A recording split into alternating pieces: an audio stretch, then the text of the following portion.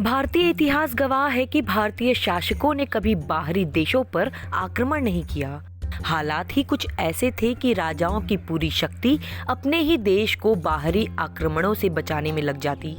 लेकिन राजस्थान में एक ऐसा शासक हुआ करता था जिसने न केवल मुस्लिम आक्रमणकारी मोहम्मद बिन कासिम को भारत से खदेड़ा, बल्कि आगे बढ़ते हुए उन्होंने सिंध सहित गजनी और ईरान पर भी भारतीय झंडा फहरा दिया।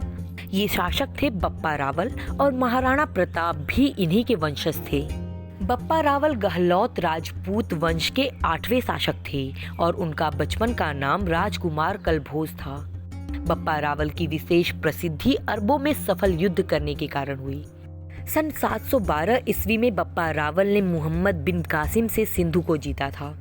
मोहम्मद बिन कासिम के अत्याचारों की खबर जब राजस्थान के हिंदू शेर योद्धा बप्पा रावल तक पहुंची, तो उन्होंने तुरंत अपनी सेना को इकट्ठा कर युद्ध की तैयारी शुरू कर दी। बप्पा रावल ने अजमेर और जैसलमेर जैसे छोटे राज्यों को भी अपने साथ मिला लिया और एक बलशाली शक्ति खड़ी कर दी।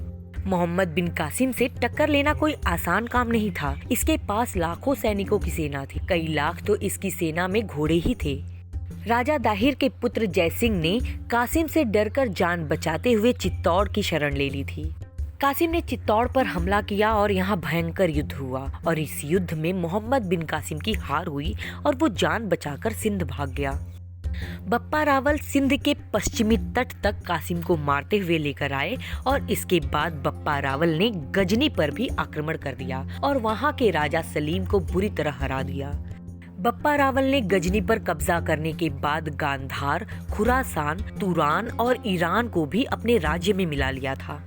बप्पा रावल एक न्यायप्रिय शासक थे। वो राज्य को अपना नहीं मानते थे, बल्कि शिवजी के एक रूप एक लिंग जी को ही अपना असली शासक मानते थे और स्वयं उनके प्रतिनिधि के रूप में शासन चलाते थे। लगभग 20 वर्ष तक शासन करने के बाद उन्होंने वैराग्य ले लिया और अपने पुत्र को राज्य देकर शिवजी की उपासना में लग गए। महाराणा संग्राम सिंह यानी राणा सांगा, उदय सिंह और महाराणा प्रताप जैसे वीर और श्रेष्ठ शासक उनके ही वंश में उत्पन्न हुए थे।